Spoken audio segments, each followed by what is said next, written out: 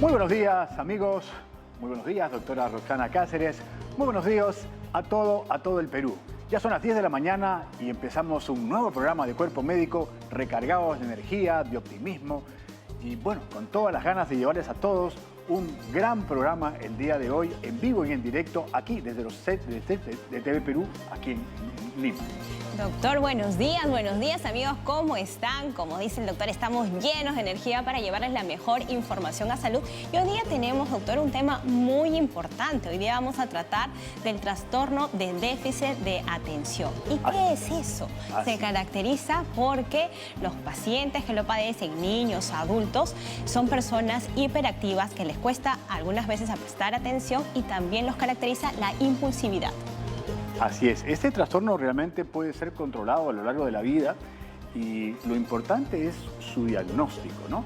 Y como bien lo dijo la doctora Roxana Cáceres, este tema involucra a veces a toda la familia y a su entorno y es muy importante el soporte que se le pueda dar, pero principalmente identificarlo, porque muchos de esos trastornos de atención tienen hiperactividad y otros no lo tienen y diferenciarlo es vital para conocer acerca del mismo y para enfocarlo bien en su tratamiento, ¿no? Y que los padres recuerden que ese tratamiento puede llevarse con mucho éxito. Siempre hay que tratar de trabajar todos en conjunto, ¿no? El especialista, el psiquiatra, el psicólogo, también los maestros, para que puedan entender cómo van a llevar estas clases estos niños o los entrenadores, todas las personas que son miembros de esta familia. Así es. Y para tratar este tema hoy contaremos con una profesional de primera, especialista, que compartirá sus experiencias con todos nuestros televidentes, de tal manera de que tengamos un programa realmente muy bueno, como siempre aquí en Cuerpo Médico. Y bueno, vamos ya al corte después de este tema para comenzar este programa dedicado al trastorno de atención e hiperactividad. Ya volvemos.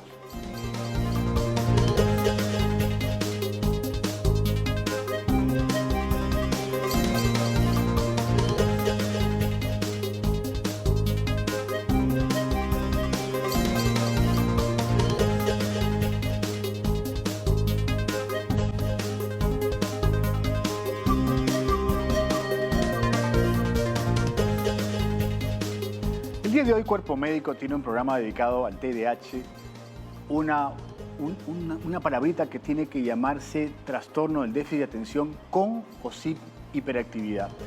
Este trastorno que está acompañado de algunos cambios neuroquímicos en nuestro cerebro, pues va a desencadenar trastornos en el comportamiento de muchos niños y bueno, a lo largo de toda la vida, porque este es un problema que comienza en la niñez y luego va avanzando con los años. Y como lo decíamos, muchos trastornos de atención vienen con impulsividad y con hiperactividad, pero otros no. Y probablemente el gran problema de este trastorno es que está subdiagnosticado y en otros casos creo que hasta sobrediagnosticado, depende de dónde estemos. Y su identificación es muy importante, normalmente se da, insisto, en la escuela, y de lo que trataremos hoy es cómo poder orientar a todos los padres de familia, a todo el entorno escolar, que podamos básicamente pesquisar y orientar bien a estos niños, porque son niños inteligentes, son niños que realmente pueden ser muy bien manejados si es que son identificados correctamente. Y para hablar de ello, hoy tenemos la grata visita de la doctora Natalia Pérez. Ella es psiquiatra del Centro de Salud Comunitario Honorio Delgado en Pueblo Libre, a quien le agradecemos la gentileza de estar con nosotros en Cuerpo Médico para hablar de este prevalente tema de salud que lo escuchamos en todas partes y que seguramente vamos a entenderlo un poco más el día de hoy con su presencia. Muchas gracias, doctora. Gracias a ustedes, buenos días. Buenos días, doctora Natalia. Un honor tenerla aquí con nosotros para aclarar este tema que para algunos es relativamente nuevo o, como dice el doctor, algunos no son diagnosticados hasta la adultez. Otros niños tienen muchos problemas en el colegio. Entonces yo sé que todos los papás que nos están viendo van a realizar sus preguntas y para ello vamos a dejar los números de teléfono, que es al 619-0774, al 619-0776 y al 619-0777 y también nos pueden escribir a través de nuestras redes sociales, Instagram, Facebook y Twitter de Cuerpo Médico. Doctora Pérez, a ver, vamos a comenzar el programa, yo creo que describiendo, porque esto es un síndrome o un trastorno no tan ampliamente difundido, conocido, y estoy seguro que muchos compartimos probablemente a muchas personas que tienen problemas de atención desde pequeños, ¿no? Ese niño en el rendimiento escolar va a tener definitivamente contratiempos. Lo que ocurre es que muchos de estos niños son muy inteligentes, ¿no? Y entonces a veces con muy poco de su atención pueden resolver y sortear todas las vicisitudes de una currícula escolar, por ejemplo, y pasar inadvertidos. Pero a veces destaca su impulsividad, su hiperactividad, y eso más bien los lleva más al psicólogo, al terapista familiar para ver qué podemos hacer, pero muchos quedan sin diagnóstico. Y volvíamos a recalcar que hay trastorno de atención en niños que luego pasan a lo largo de su vida, pero muchos vienen con hiperactividad, pero hay muchos que no tienen hiperactividad, ¿no? Entonces, lo importante va a ser más o menos hacer una descripción de qué cosa es este trastorno, si esto es considerado una enfermedad o simplemente es un trastorno en el comportamiento de los niños en este caso. El TDAH se caracteriza por ser un trastorno del neurodesarrollo que generalmente se va a identificar desde la niñez. Pero como usted bien lo ha mencionado, no todos son diagnosticados en esta edad, ¿no? Se caracteriza, depende del tipo también de TDAH que presente la persona. Puede ser con inatención, en donde la característica principal es que la persona va a tener dificultad para concentrarse. En el colegio, las profesoras generalmente se quejan de que el niño no permanece sentado, se para en horas de clases. Y el otro tipo es más bien caracterizado por la hiperactividad, que justamente se acompaña de impulsividad, es muy inquieto. Las mamás dicen parece que no se cansa, luego jugar y sigue teniendo mucha energía. Y el tercer tipo es más bien el combinado, en donde se presentan las dos características anteriores, ¿no? O sea, niños que siempre están como que la mamá está tan cansada porque no le puede llevar el ritmo porque se cansa, y son niños que tú ves que están matriculados en natación, en fútbol y siguen con energía, ¿no? O les cuesta mucho también, son niños que en el colegio lamentablemente si no son diagnosticados sufren mucho porque son niños que sí quieren prestar atención pero no pueden porque se paran a cada rato de la mesa, de la silla, o conversan y distraen al otro amiguito. Entonces son los memorandos gigantes en esas agendas y dices, un niño nunca presta atención. Sí, hay que tener mucho cuidado porque si el entorno no entiende o no comprende que esto está pasando, entonces va a reforzar justamente más bien de que el niño, lejos de ayudarlo, lo van a terminar excluyendo, ¿no? A veces también los compañeritos, ya si pasa algo mal en la escuela o ha habido por ahí alguna travesura, el primero en que es acusado es el niño con trastorno de déficit de atención e hiperactividad, y lejos de cambiar y modificar esta conducta, más bien lo estamos reforzando. Doctora Pérez, vamos a un poco para dar a entender a nuestros televidentes que nos miran en todo el país, porque así está esta conexión de Cuerpo Médico llevando este mensaje de salud, es entender claramente. Primero la primera parte, ¿no? Lo que es el trastorno de atención, porque hay el trastorno de atención y el déficit de atención, y hay el otro término que es la hiperactividad o la impulsividad. En el trastorno de atención o del déficit de atención, ¿qué característica puede tener, por ejemplo, un niño en la escuela? ¿Es distraído o tiene poca capacidad para gestionar cosas o iniciativas propias? ¿Dónde está la palabrita que hace que uno diga al frente, yo puedo tener un niño que tiene ese problema? ¿Cómo lo podemos descifrar en fácil? En inatención, lo que los maestros generalmente se van a quejar es: no permanece sentado en el aula. Estoy explicando mi clase, el niño se para, molesta a los otros compañeros, pide permiso constantemente para ir al baño, o inclusive en horas de clases se va a jugar en el recreo, inclusive hasta solo, ¿no?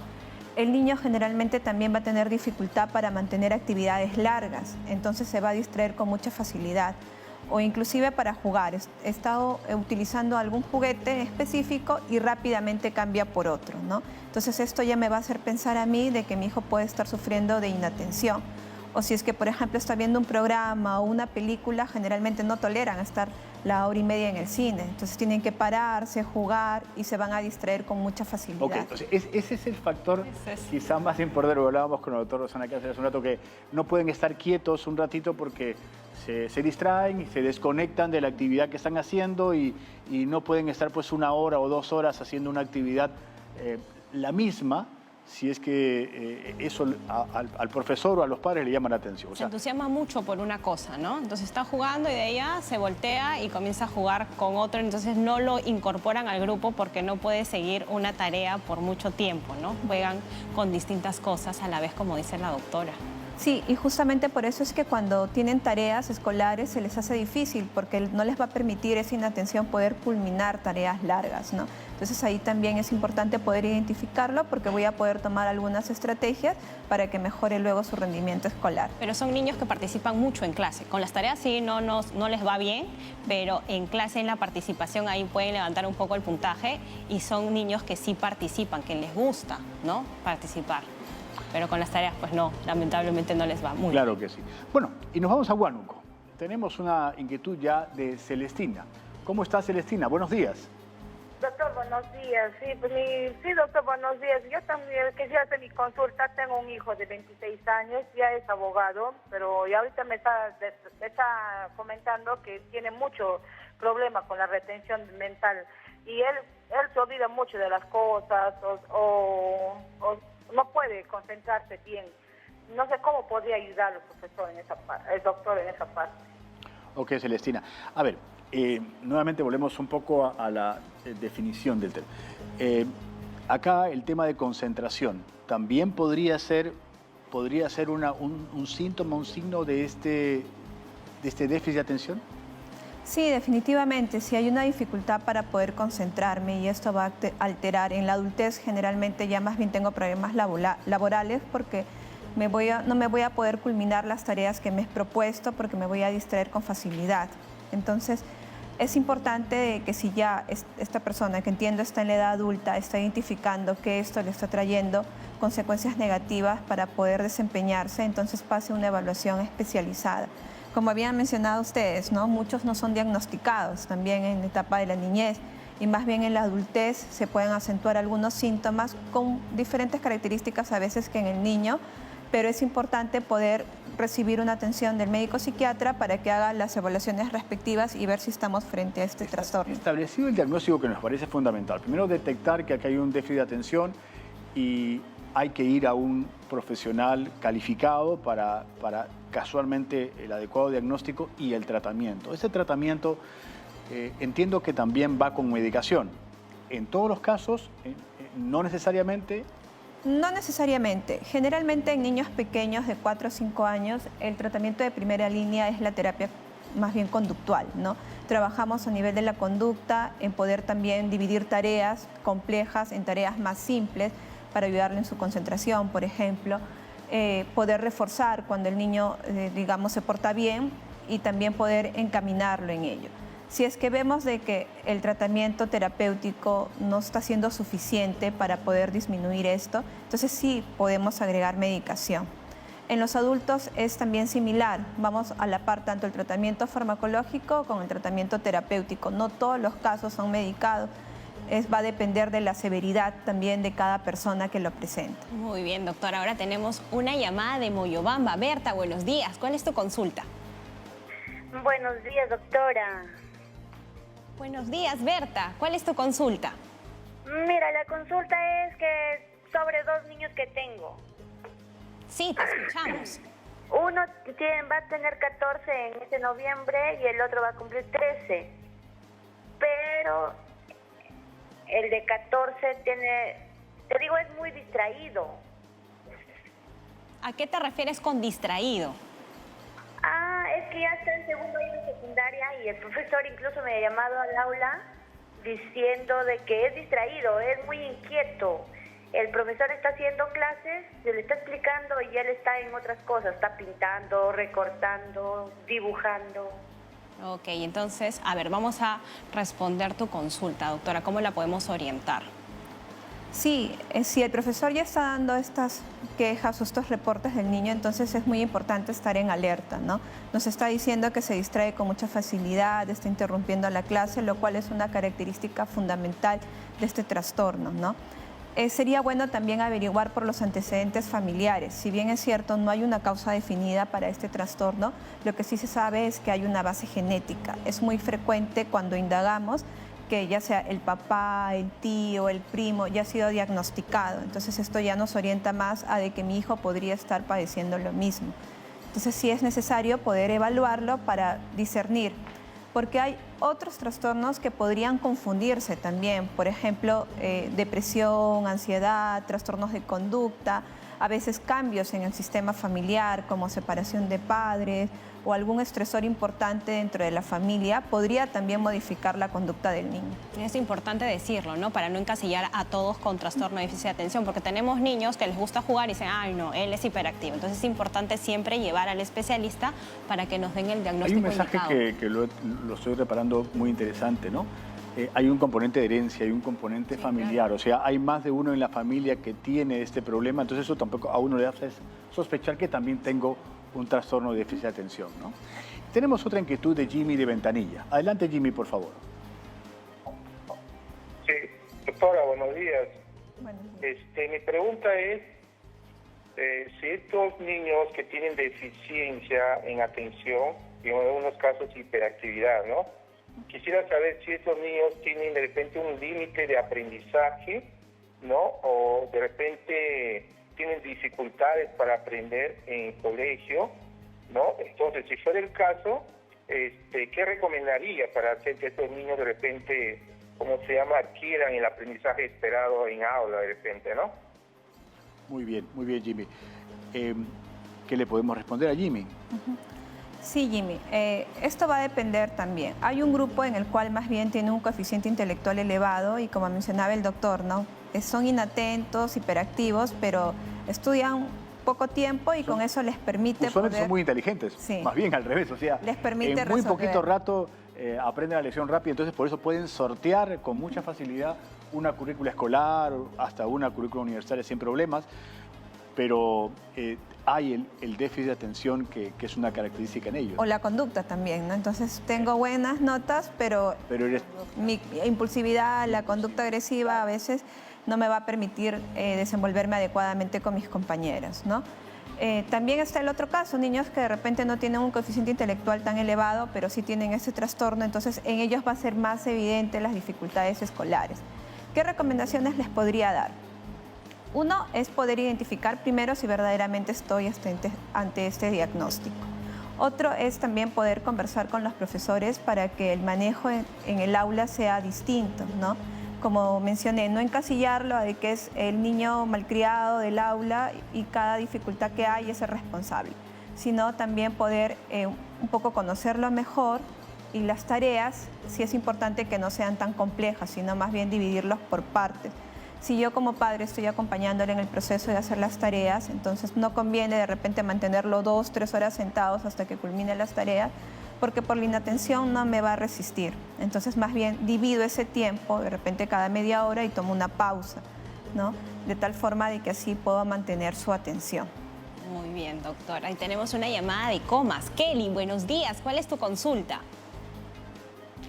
Bueno, mi consulta es la siguiente.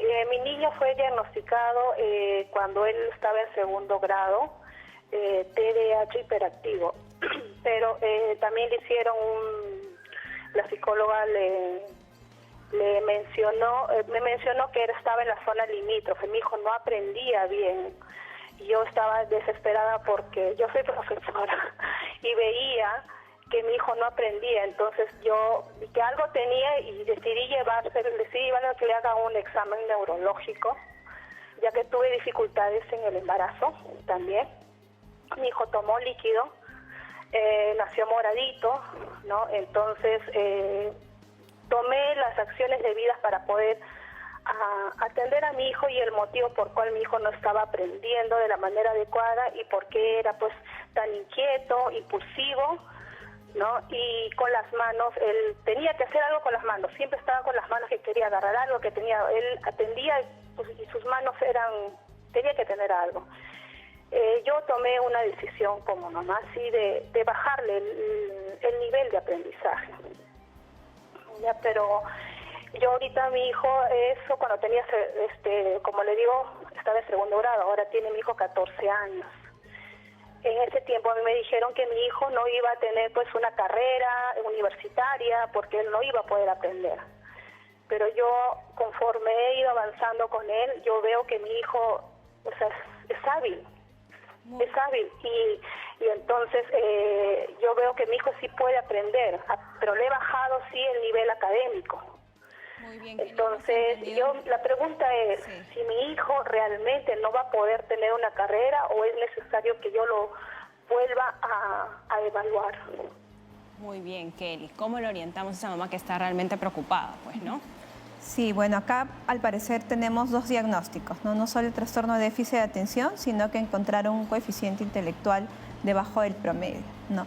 Sin embargo, también hay que tomarlo con pinzas, porque muchas veces el hecho que no se pueda concentrar hace que las pruebas también sean alteradas. Entonces, si yo no me concentro bien, voy a errar en las respuestas. Si usted ha visto en el tiempo que con las terapias y todo esto ha mejorado considerablemente y no nota que hay un déficit a nivel cognitivo, entonces sí es necesario poder pasar otra evaluación, ¿no? El pronóstico va a depender mucho también de cuánto yo lo estimule y cuántas estrategias tomo para poder mejorar su desenvolvimiento. Es importante el antecedente que usted comenta, ¿no? Durante el embarazo ha habido al parecer sufrimiento fetal y esto podría haber condicionado un deterioro cognitivo. Pero si ya pasó el tiempo y usted ve mejoría, sí le recomendaría que pase una nueva evaluación. Es importante no encasillar y no limitar tampoco al paciente, ¿no? Como usted dice, a veces la concentración no le permite realizar una prueba larga o unas tareas, pero puede llevar, de repente con unas terapias, puede sobresalir y puede ir a sus clases y comenzar una vida aparentemente normal, pues, ¿no? Con los trabajos que nosotros realizamos sin ningún problema. Tenemos otra llamada, doctor. Así es, de Puente Piedra, María Cristina nos está llamando. Buenos días, María Cristina. Hola, buenos días. Buenos días, soy mamita de dos niños. ¿Qué pasa? Que mi niño, o sea, de mi hijo, su niño, es demasiado distraído.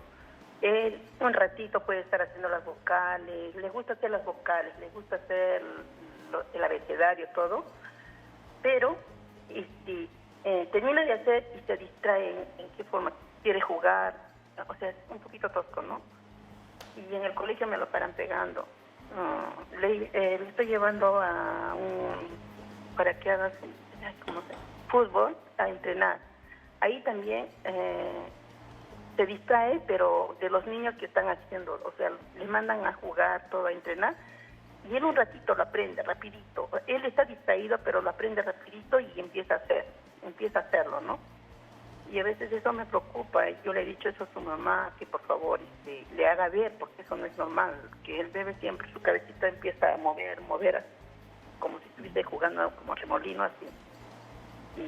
Y eso a mí como mamita me preocupa porque yo he tenido 5 hijos, entonces nunca de mis hijos han sido así, ¿no? Y porque me llama la atención. Ahora, de mi otra niña, también se distrae, dice, es muy inteligente, pero dice que se levanta, el profesor me llamó, se levanta de su carpeta y va a la otra niña, dice, a ayudarla. A ver, pero vamos a ver, ¿cuál es la preguntita de fondo? ¿Cuál es tu inquietud en este momento? Quisiera saber que si esa enfermedad, que no es una enfermedad, no sé qué me está diciendo, que sale ahí en la televisión, TDAH. ¿Quiere saber si sus nietos o sus hijos tienen el trastorno? Porque el niño comienza a jugar, capta rápido y de ahí se va y juega solo y su niña se levanta mucho de la silla, ¿no? A ver, doctora, ¿qué le podemos aconsejar? Bueno, así nos está dando algunas características, ¿no? Se distraen al parecer ambos, que son hermanitos con facilidad. Y ya que los dos sean, también podríamos estar hablando de que de repente hay una base genética de fondo, pero también tendríamos que ver el entorno, porque son dos hermanos que están presentando al parecer las mismas dificultades. Entonces, eso es muy importante. Como había mencionado al inicio, hay otros trastornos conductuales, a veces también de cambios a nivel del sistema familiar que podrían modificar la conducta en los niños, ¿no? Entonces, es importante una atención oportuna, un diagnóstico precoz. Actualmente el Ministerio de Salud cuenta con más de 200 centros de salud mental comunitario a nivel nacional. En su distrito también tiene un centro de salud mental comunitario. Entonces sí es importante que puedan recibir una evaluación porque ahí les damos el manejo integral, no solo con psiquiatría, con psicología, sino también interviene, por ejemplo, terapia ocupacional para poder brindarle algunas estrategias para modificar la conducta y mejorar su atención.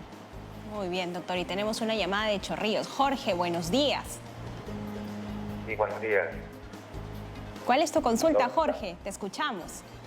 Sí, bueno, yo tengo una hija tiene ahorita 16 años. Ella nació a los 7 meses de embarazo y siempre distraída también. En el colegio se quejan de que el profesor habla, pero ella como que está su mirada en otro lado.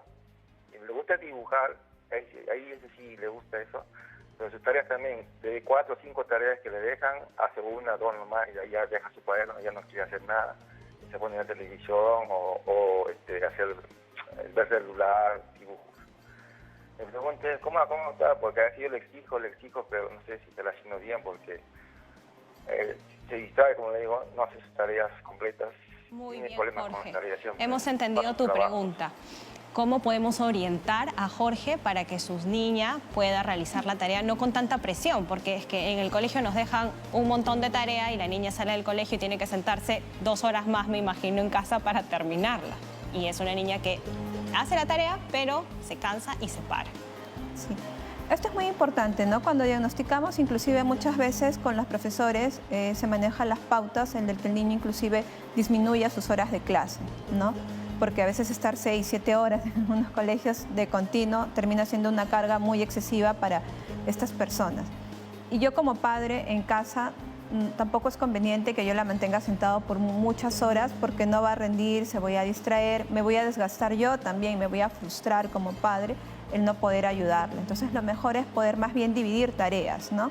40 minutos vas a poder hacer tu tarea, luego vas a tener 15 o 20 minutos para poder jugar y poder establecerle rutinas, ¿no? Y también otras actividades, por ejemplo, actividades deportivas, como mencionaba, para que descargue energía. Porque cuando son muy inquietos, entonces necesito que también ellos descarguen energía para que luego vayan a estar más tranquilos y poder así mejorar también su rendimiento escolar. Y tenemos una inquietud de Marlene, que nos está llamando de Surco. Marlene, adelante, por favor.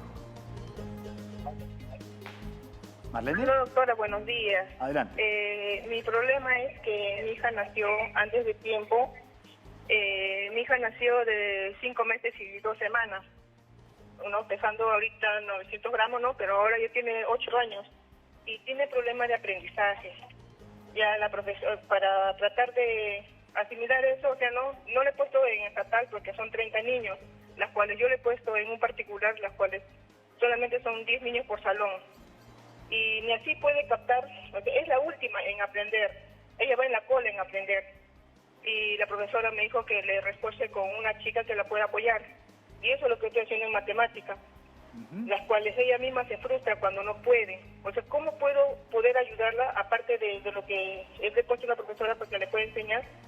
Porque se pone a llorar o si no se siente limitada a poder querer aprender, a poder querer aprender más.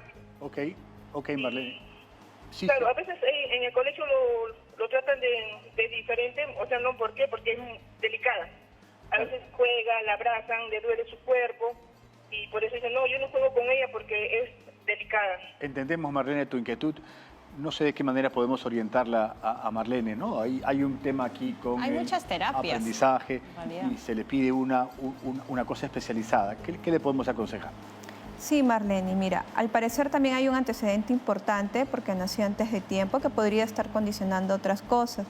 Ahora, este rechazo del entorno escolar, ¿no? Porque me dices que al parecer la están excluyendo también. Habría que descartar si, por ejemplo, hay depresión, hay ansiedad, o ha recibido alguna forma de maltrato de parte de sus compañeros, porque si es así, podría más bien estar empeorando su aprendizaje. Entonces, primero es una evaluación integral para ver todos los factores que estarían contribuyendo en esta dificultad para el aprendizaje. Hacer una evaluación también para ver su coeficiente intelectual, si estamos ante un déficit de atención o más bien con este antecedente del nacimiento, es una niña que de repente hay un deterioro cognitivo y entonces le estoy exigiendo más de lo que puede dar. El cambio de colegio o optar por un colegio de menos alumnos es importante porque le va a permitir al profesor también poder acompañarlo, ¿no? Podrías reforzar con terapias, como mencionan, terapias de aprendizaje, terapias de concentración, para que pueda mejorar su rendimiento escolar. Si diagnosticamos TDAH y hay alguna limitación o vemos que el progreso no es tan significativo con las terapias, también se puede agregar medicación. Entonces, yo te sugiero que pases una evaluación especializada y que insertes a tu niña, además de la reforzadora de la profesora en curso de matemáticas, también las terapias. Muy bien. Agradecemos a todos por sus inquietudes. Son muchísimas las que están todavía en el tapete. Ya volvemos con más aquí en Cuerpo Médico hablando del TDAH, pero también volvemos con nuestro momento nutricional después del corte. Ya volvemos.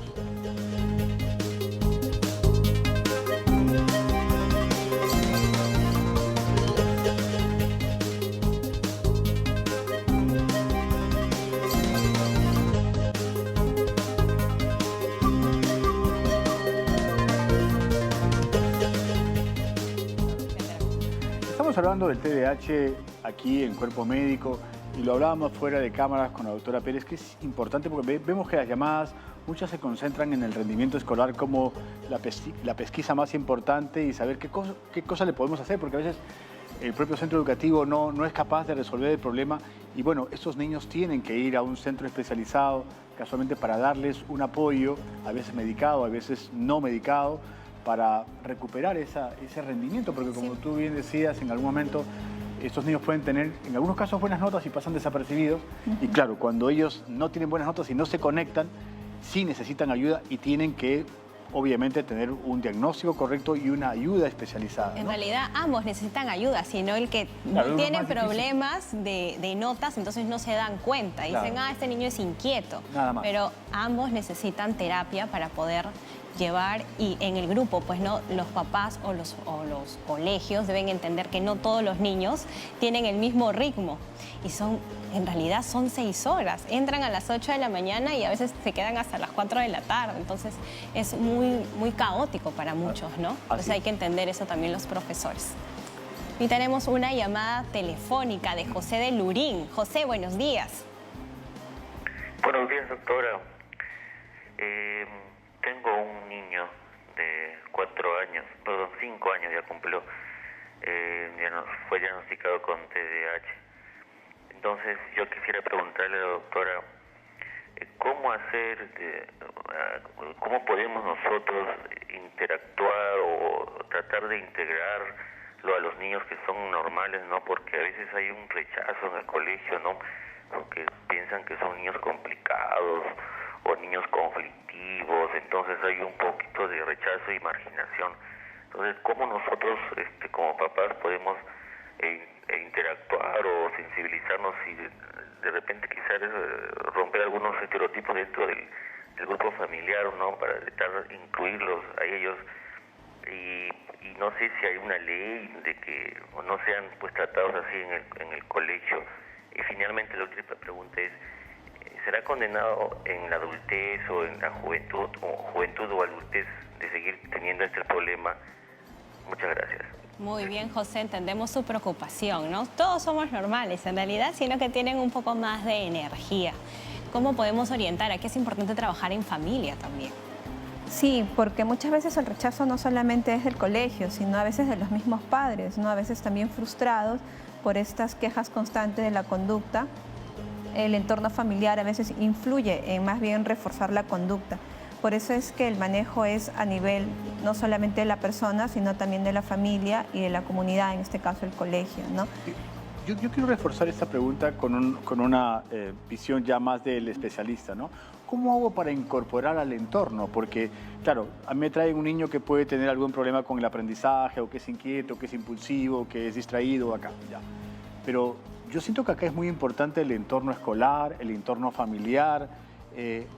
Llegamos a ellos porque necesito que el resto nos entienda. O sea, para que este niño realmente pueda ser absolutamente normal o eficiente en lo que haga, requiere del entorno y de la comprensión de los demás. Entonces, ¿abordamos el tema familiar y escolar desde el Centro de Salud Comunitario, por ejemplo?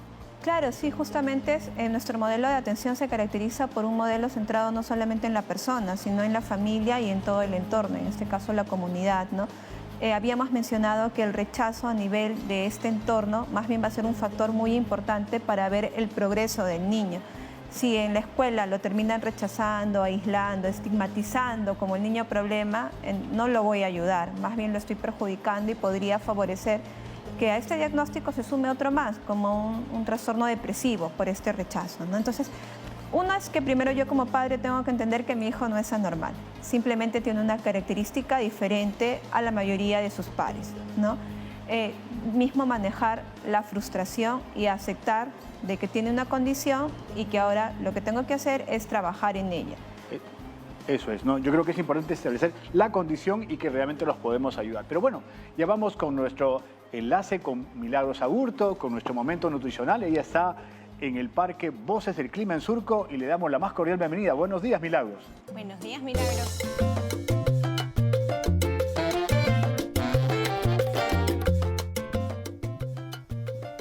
Hola Alberto, hola Roxana. Yo tengo que comentarles algo importantísimo. Es verdad, estoy aquí desde el Parque Voces por el Clima desde Surco, pero también les tengo que contar que famosos han tenido trastornos con déficit de atención e hiperactividad. Por ejemplo, Steve Jobs, Bill Gates, el guapísimo Ryan Gosling, Agatha Christie ha tenido trastornos con déficit de atención e hiperactividad, Usain Bolt, y la lista es larga.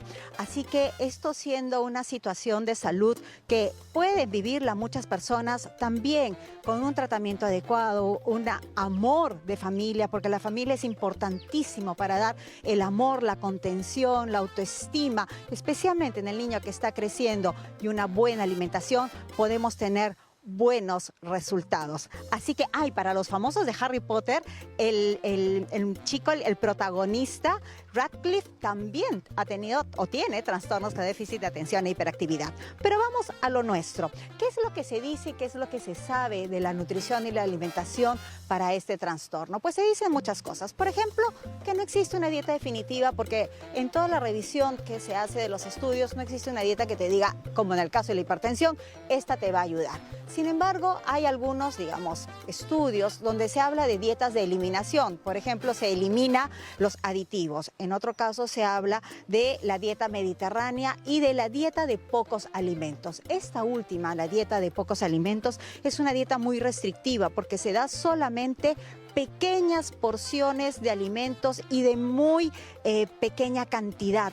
Por lo tanto, pequeña cantidad y pequeña variedad, sobre todo. Por lo tanto, puede ser restrictiva y puede llevar a deficiencias, y es una dieta que se utiliza en el corto plazo para definir qué alimentos son los que les cae bien, qué alimentos son los que les cae mal, y se va incorporando poco a poco a la dieta del niño a los alimentos. Pero cuando hablamos nosotros de la dieta, especialmente de las rutinas, en el niño hay que mantener rutinas, que haga mucho ejercicio, que coma sus horas, que duerma, porque eso es fundamental para todos los niños y para estos casos también. Mantener las rutinas con el tipo de alimento y los horarios de alimentación. Entonces, pasando ya precisamente a qué alimentos podemos incorporar, pues hablamos que para ellos existen alimentos que son muy buenos. Por ejemplo, las proteínas. ¿Cuáles son las proteínas? Carnes, leches, queso, yogur, huevos. Especialmente, ¿por qué hablamos de las proteínas? Porque estas van a ayudar a que no haya picos de glucosa, y se ha visto que cuando haya picos de glucosa en algunos niños puede aumentar la hiperactividad. Entonces podemos elegir carnes magras, también pescado. Se ha visto que, por ejemplo, si hablamos del pescado oscuro, el omega 3 puede ser muy útil para ellos. Se ha visto en las revisiones que en algunos casos hay niños que pueden tener cierta deficiencia de omega 3. Ojo, no es que la deficiencia de omega 3 condicione al trastorno, no. En el trastorno puede encontrarse niños que tengan deficiente el omega 3. Esto es como el zinc. Hay muchos padres que le quieren dar al niño zinc para que crezca. No va a crecer si el niño tiene suficiente zinc, pero la deficiencia de zinc puede condicionar la baja talla. Entonces, ojo con eso. No estamos diciendo, sino que en algunos niños pudiera haber déficit del omega 3. Hablamos entonces también de los carbohidratos complejos, porque van a permitir, y de las proteínas, porque obviamente participan en la producción de neurotransmisores. Neurotransmisores, sustancias que van a permitir, ¿no es cierto?, se conecten las neuronas. Así que, aparte del crecimiento, los temas hormonales, inmunológicos, estas son algunas de las razones. Alimentos integrales. Hablamos pues de arroz integral, pasta integral, tubérculos con cáscara, ¿no es cierto?, lentejas, menestras, que además nos van a dar también proteínas. Estos alimentos, menestras y los cereales integrales, van a también a dar sensación de llenura, lo que va a hacer que los niños mantengan sus periodos de alimentación y no estén buscando alimentos ricos en azúcar, como nos pasa a todos cuando no tenemos sensación de llenura, y por supuesto va a ayudarnos también a regular esos picos de glucosa. También grasas, importantísimo. Se ha visto que las nueces, palta, son alimentos que no deben de faltar, el aceite de oliva y frutas y verduras, sobre todo porque me van a aportar vitaminas como la vitamina B6, la vitamina D, nos va a aportar de alguna forma también hierro, calcio, magnesio. Toda esta dieta, los verdes me van a aportar mucho magnesio, el magnesio participa en el sistema nervioso y se ha visto también que muchos niños que tienen déficit de atención e hiperactividad pudieran tener una deficiencia de esos micronutrientes. Por lo tanto, esta dieta es una dieta en la que debe haber todo tipo de alimentos, ¿no es cierto?, cuidando que sean integrales, y especialmente se dice que se debe de evitar el exceso del azúcar. Algunos estudios dicen que sí, otros estudios en una revisión dicen de que el impacto no sería tanto, pero se sugiere cuidar el contenido de azúcar, cuidar los aditivos y, por supuesto, tomar nota, tomando un vasito con agua, como siempre, tomar nota de nuestro resumen.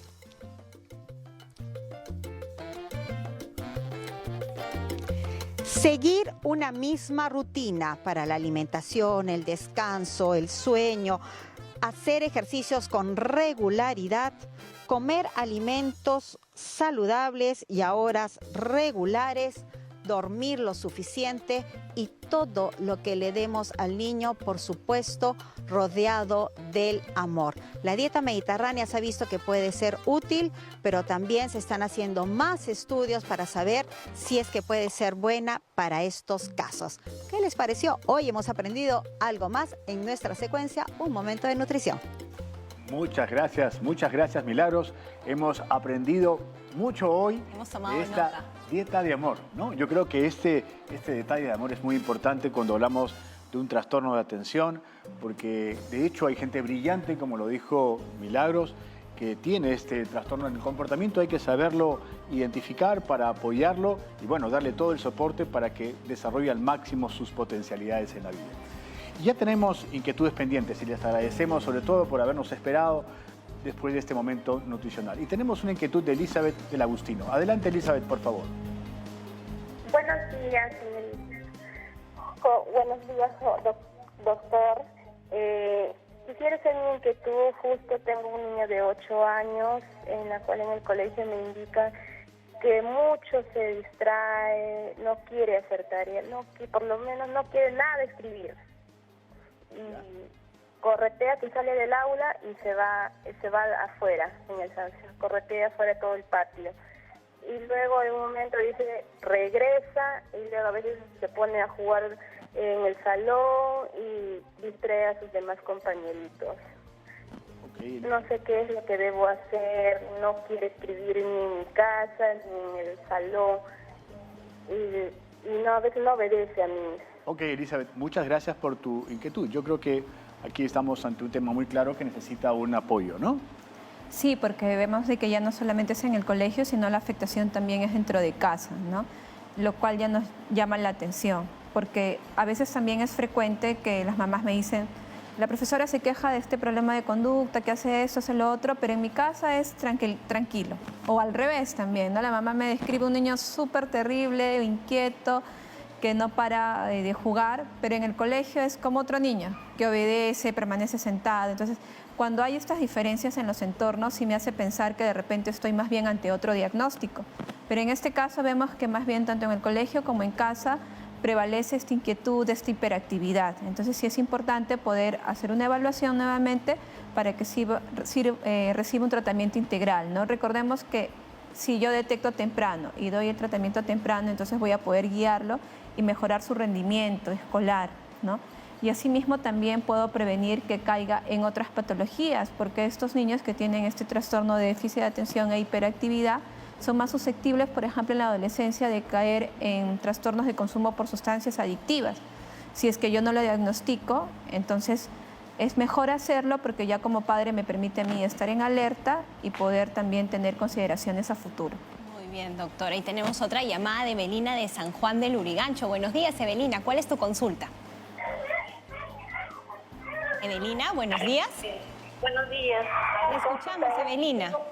De 2 añitos y él, lo que he notado es de que su atención es muy rápida. Hace una cosa y después se va a hacer otra cosita y trata de no terminar. Él está yendo a lo que es estimulación y me dijeron de que tengo que reforzarlo eso, ¿no? Su concentración para que termine las cosas y no lo deje a medias.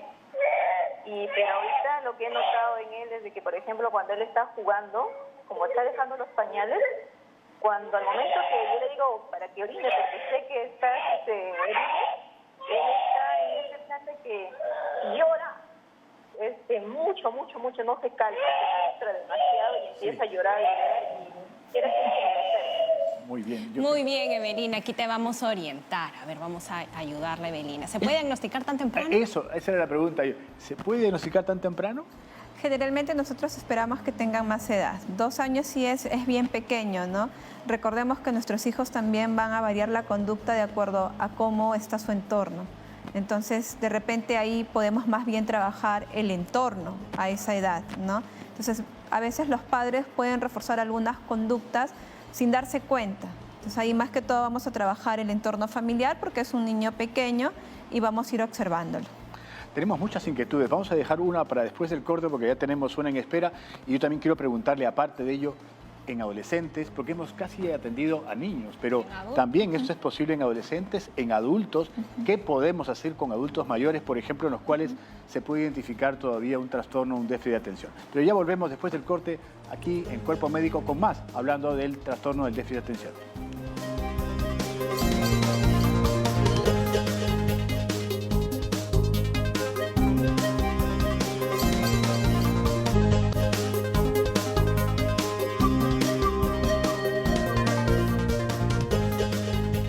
Volvemos con la parte final de Cuerpo Médico. Estamos hablando del trastorno del déficit de atención y tenemos ya una inquietud pendiente de Milagros que nos está llamando de San Juan de Lurigancho. Adelante, Milagros, por favor. Aló, doctores, buenos días. Buenos días. Sí, buenos días. Tengo a mi hijito de 7 años. Él se distrae bastante en el salón. De un momento a otro la profesora está en clase y empieza a gritar. Entonces la profesora me dice, grita, no presta atención, se distrae bastante en la clase, llega acá, también empieza a gritar, canta, le gusta cantar, canta bien fuerte, que ya hasta los vecinos ya me están diciendo que le gusta gritar bastante, canta, rompe sus juguetes. Él tiene 7 años, está en 1er grado. Ok, Milagros. Y no se distrae bastante. Vamos. Entendimos tu preocupación. Doctora Pérez, bueno, a ver, yo también quiero un poco, ya como es la parte final y tenemos que cerrar conceptos, aquí hay claramente una desatención, pero también hay otras conductas impulsivas, complementarias, que hacen que esto sea más notorio y la madre pide ayuda. ¿Qué le podemos aconsejar nuevamente? Un poco para todos quienes nos llamaron también, porque creo que las preguntas han sido muy parecidas y casi todas con escolares y casi todas con niños. Por eso, ¿qué le podemos ayudar a esta mamá preocupada y otras palabras acerca de los adolescentes y de los adultos que pueden tener trastorno de déficit de atención? Lo primero es que si ya mi niño está teniendo dificultades escolares, esto es indicativo de que tiene que recibir atención de forma urgente, ¿no? Porque uno de los criterios para el tratamiento también es ver si está disminuyendo su grado de funcionabilidad o no. Y en este caso, si el rendimiento escolar está siendo malo, entonces es mejor que yo tenga un diagnóstico precoz para recibir el tratamiento oportuno, ¿no? Doctora Pérez, yo le hago una pregunta complementaria. ¿Uno puede tener 2 patologías emocionales o de salud mental juntas? Sí, claro. Justamente tendríamos que ver más bien otros diagnósticos, ¿no? Trastornos de conducta. En TDAH también se puede acompañar de trastornos depresivos, trastornos de ansiedad, justamente porque el entorno podría estar excluyéndolo, ¿no? Y muchas veces cuando llegan en depresión vienen por el diagnóstico de depresión y en la revisión de la historia clínica más bien lo que se identifica que fue consecuencia de un rechazo por un trastorno de déficit de atención. Ese trastorno puede ser producto de que no fue identificado y más bien el niño ya viene con una segunda parte de este mismo problema que no fue identificado a tiempo. Por Sí. la misma presión también de la familia, ¿no? Pero si te he dicho que te quedes quieto, ¿por Claro. qué no obedeces? ¿Por qué no prestas atención? Concéntrate, concéntrate. La palabrita concéntrate estás al día y al día. Y no es tan fácil. Entonces muchos papás no saben. Y los adultos también reciben terapia, ¿no? Para poder mejorar esto. Sí, muchas veces esto genera un sentimiento de culpa en el niño, ¿no? Entonces es como que yo soy el malo, yo soy el que no estoy rindiendo, yo soy el que me porto mal, pese a que estoy haciendo mi esfuerzo, pero no lo estoy logrando. Entonces esto muchas veces genera depresión. Y más bien cuando ya se ve el trastorno depresivo es que llegan a consulta, pudiendo haber esto resuelto desde el inicio. Claro, no los estimulan, no los encaminan para el lado positivo de sus habilidades y competencias y más bien son castigados por inconductas permanentes y por desatención. Y ese de concéntrate debe ser pues la palabrita que todo el mundo los Que tiene a ellos resuena. permanentemente con eso, ¿no? Yo voy a confesar algo, porque he visto mucha preocupación de los papás. Yo soy un paciente con trastorno de déficit de atención e hiperactividad, pero a mí me lo diagnosticaron en edad adulta. Entonces era una niña que siempre estaba distraída, jugando, con mucha energía. En vacaciones me ponían en varias cosas y seguía con energía. Entonces a veces el desconocimiento también causa mucha frustración en los padres porque dicen, ¿y ahora cómo le sigo el ritmo? Porque nunca se cansa, ¿no? Y en la adultez, bueno, en la universidad me fue muy bien y todo lo demás por el tema de horarios, porque no estamos encerrados 6 horas en el aula como en el colegio. Aquí tenemos pausas y es lo que usted decía, hacer pausas para poder continuar. Un consejo a los adultos, por ejemplo, ya a propósito de lo que habló la doctora Cáceres, o sea, ella fue identificada después de la niñez. Sí, el 60% de adultos recién no ha sido diagnosticado en la niñez. O sea, la mayoría de adultos que se identifica este diagnóstico ha pasado desapercibido durante la niñez y eran catalogados más bien como inquietos, por ejemplo, ¿no? En la adultez, ¿qué características hay? Si es que van al banco, les desespera estar esperando, es imposible para ellos. Sienten una sensación de estar en constante movimiento, de una inquietud. En el trabajo laboral, por ejemplo, les es difícil poder trabajar en grupo, porque como quieren todo hacerlo rápido por la impulsividad, entonces prefieren ellos acabar las tareas primero, ¿no? En la vida de pareja también esta impulsividad podría traerle consecuencias negativas. Entonces es importante hacer el diagnóstico porque igual, si bien es cierto, ya no está en el colegio y estamos ante otras circunstancias, podríamos mejorar su rendimiento a nivel de estas. Sí, ¿no? A veces nos olvidamos cosas simples, las llaves, regresamos, ¿no? En la casa es llaves, agua, cartera, qué sé yo, y regresan. Y a veces nos frustramos. Ahora, hay terapias para mejorar Y eso. hay muchos niños que ya luego cuando entran en edad adulta también desaparece el tema del La trastorno de hiperactividad. atención y sobre todo la hiperactividad, ¿verdad? Sí, sobre todo la hiperactividad en la adultez ya es como que se va disminuyendo, ¿no? Porque justamente ya como adulto puedo identificar que hay cosas que me conviene o no conviene hacer y eso me permite como que autorregularme. Y más bien es la inatención, como mencionaba, ¿no? Me olvido cosas frecuentemente. Muchas gracias, doctora Pérez. Ha sido realmente muy aleccionador. Hemos aprendido mucho hoy día acerca del trastorno de atención. A todos ustedes, gracias por su sintonía. Y ya nos tenemos que ir. Ya saben, mañana tenemos un interesante programa hablando del vitiligo. Y con nosotros tiene que ser hasta mañana. Y ya nos conectamos con... Conecta Perú. Hasta mañana. Chao, chao.